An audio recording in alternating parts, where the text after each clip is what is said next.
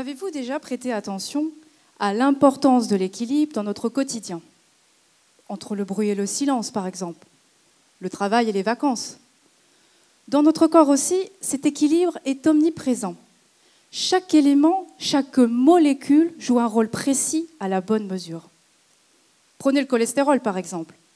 Même si on sait qu'il existe un bon et un mauvais cholestérol, on le diabolise souvent. Pourtant, ce qu'on sait beaucoup moins, c'est qu'il est essentiel à la structure de toutes les cellules qui composent notre organisme. Parmi ces cellules, je m'intéresse à celles des vaisseaux sanguins du cerveau. À cet endroit, ces vaisseaux ne sont pas de simples conduits. Ils régulent les échanges entre le cerveau et le reste du corps, lui apportent ce dont il a besoin et le protègent même des substances nocives, comme les pesticides. Et ce réseau de vaisseaux est impressionnant.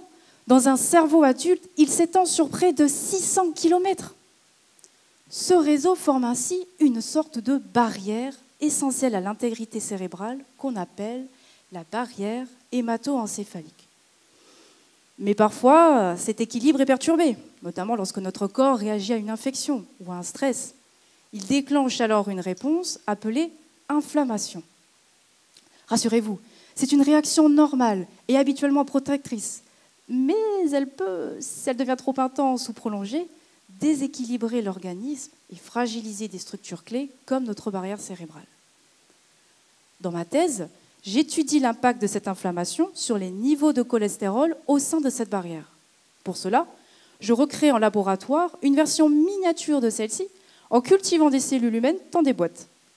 J'y induis l'inflammation et j'observe. Ma barrière devient fragile, des fissures apparaissent et le cholestérol s'accumule là où il ne devrait pas. Tout ceci rend vulnérable le cerveau. Alors, comment rétablir l'équilibre? L'idée est la suivante. Je vais utiliser des molécules voisines du cholestérol, les oxystérols, qui sont connus pour réguler son niveau, afin de rétablir cet équilibre là où l'inflammation a semé le chaos. J'ajoute ces molécules médiatrices sur mes cellules, et là, les résultats sont stupéfiants. Avec ces médiateurs, ma barrière reste solide. Ces cellules restent bien soudées et continuent de jouer leur rôle de gardienne cérébrale. Mieux encore, ils limitent l'accumulation excessive de cholestérol provoquée par l'inflammation. Ainsi, étudier le cholestérol et ses dérivés, c'est ouvrir de nouvelles voies face aux maladies neurologiques inflammatoires comme la maladie d'Alzheimer ou la maladie de Parkinson. Finalement, ma recherche montre bien que même pour le cholestérol, tout n'est qu'une question d'équilibre. C'était Cindy Nguyen.